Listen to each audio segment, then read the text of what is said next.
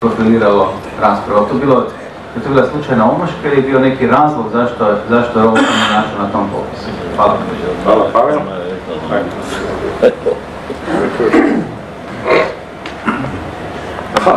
Nisam sasvim siguran ni da je kratko, ni da je pitanje. Ovako, generalno mogu bi reći, socijaldemokratska stranka otprilike onoliko socijaldemokratska, ako ćemo realistički gledati danas, koliko je SKH bio komunistički. Dakle, jedva bi se moglo govoriti o tome. Zašto SDP, jer to je jedino zapravo pitanje, odnosno ljudi koji ga vode nije iskoristio tu priliku. Gledao su skromni ljudi, samozatajni, ne žele se isticati. Ne misle, moglo bi im se dogoditi da dobiju podršku mladih. Šta će oni raditi? Šta da rade ako mladi njih pohrle, recimo, u socijaldemokratsku stranku, pa se onda, recimo, dogodi da tako nešto kao profesor Josipović nije bilo slučajno. Znate, po svemu se čini da ono što se najgore može dogoditi jednoj stranci jeste da realizira svoj program. Recimo, kao HDZ, realizirate suverenu hrvatsku državu i onda bi trebao praktično zapravo biti suvišno, onda počne izmišljati problem. E sad, mislim, kad je reč o socijalnoj demokraciji, ono što je poanta mog izlaganja je bilo sljedeće. To je jedina ozbiljna politička stranka uz liberalnu stranku. Uz liberalnu, i zato su to dva glavna protivnika, koja je doista stranka za mir. Stranka koja demokraciju shvaća tako da ne proizvodi neprijatelj.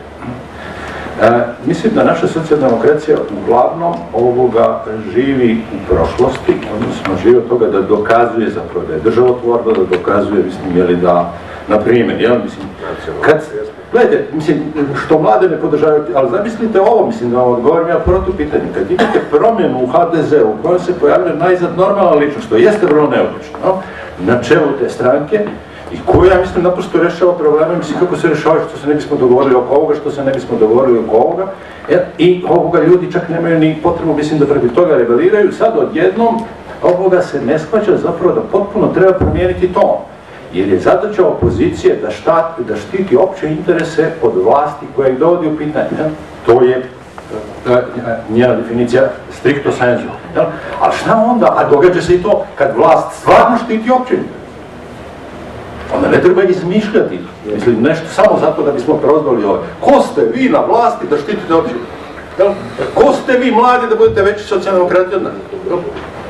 Kada je to u našem programu, ne brinite, kad mi dođemo na vlast, mi ćemo taj problem riješiti. Dotle, vi izvolite, učite, čekajte malo, nije to, mislim, tako, mislim, tek tako, postoje mudri ljudi koji će to smisliti. Ja odgovora nemam, ja se samo čudim, ja mislim da niče polako ta nova socijaldemokracija i da ima nade, ali ovo što vi navodite kao primjer, moglo bi se staviti jedan drugi tak glavni, u tom smislu da se kaže, mislim, da za sada te nade sasvim skromne.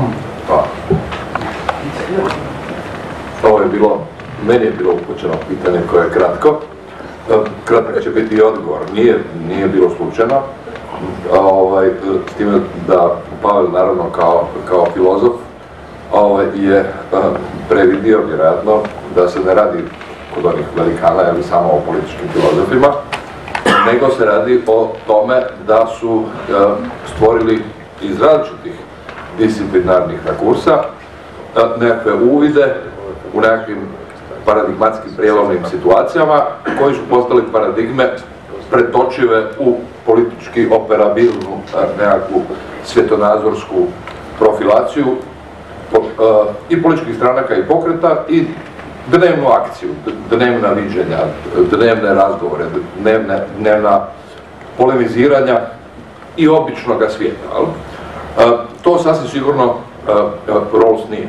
Rawls je veliki filozof.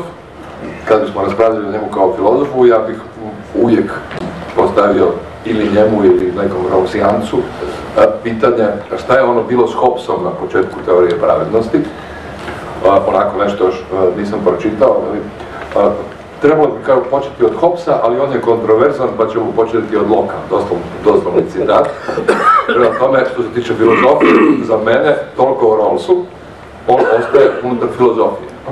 Dakle, veliki filozof koji može raspravljati s Rortyjem, s Habermasom, s Foucaultom i oni s njim, ali to nikad neće prijeći u ovu vrstu svjetonazora i svjetonazorskog djelovanja o kojemu mi ovdje govorimo. Ja mislim da sam ja puno većih imena izostavio iz 19. stoljeća. Puno više imena, bar do 5 puta više, ali sasvim da li što je društvo.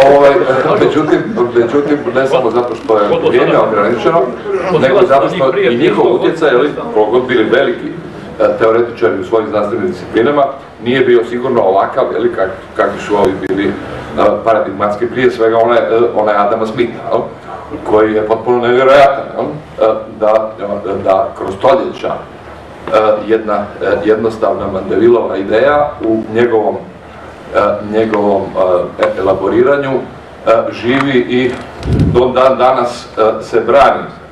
I to i na političkim barikadama, ne samo u nekakvim političko-ekonomskim ili filozofskim diskusijama.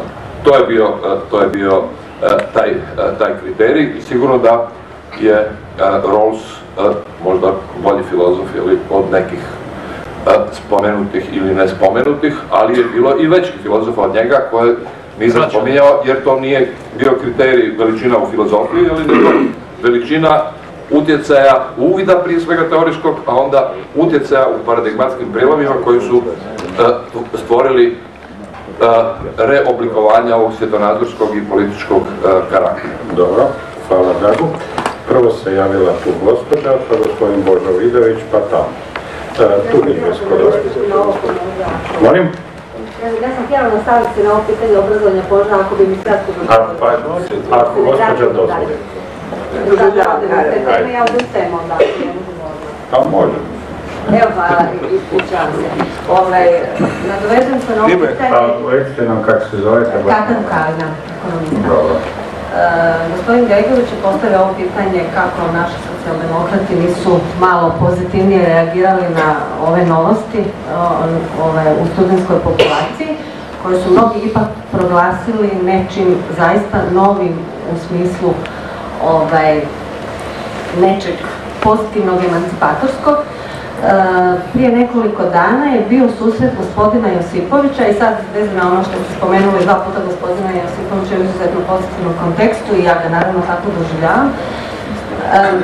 Na susretu gospodina Josipovića sa predstavnicima civilnog društva ja sam mu postavila pitanje što misli koji su osnovni problemi u visokom obrazovanju i što misli o inicijativi za javno financirano visoko obrazovanje. Namjerno nisam upotrebila riječ besplatno, da se ne izgubi u objašnjavanju kako ne postoji besplatno.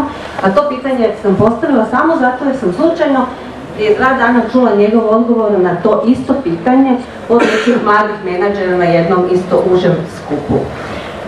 Na moje razočaranje on je odgovorio na to pitanje na vlas istim riječima kao nekoliko dana prije, a svodi se na sljedeće.